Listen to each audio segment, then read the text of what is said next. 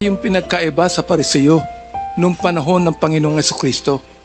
Nung ang Pariseo nakahuli po ng isang babae that was caught in the act of adultery, they are about to stone them. Stone her. Babatuhin na po.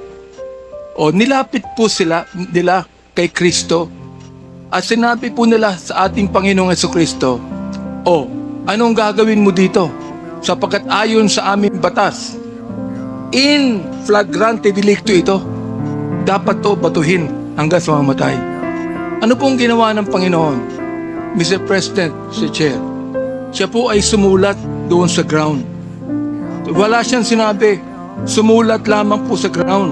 Nakita mo ng mga Pariseo ang sinulat. Isa-isa po silang umalis. Bakit po? Palagay ko, ang sinulat mo ng Panginoon, yung mga kasalanan ng mga Pariseo, hypocrisy, corruption, lahat po. Oh. Ngayon, naiwan po doon yung babae that was caught in the act of adultery.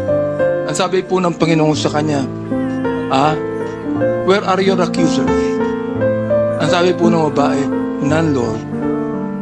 Ang sabi po ng Panginoon sa kanya, "Neither do I condemn you. Go and sin no more."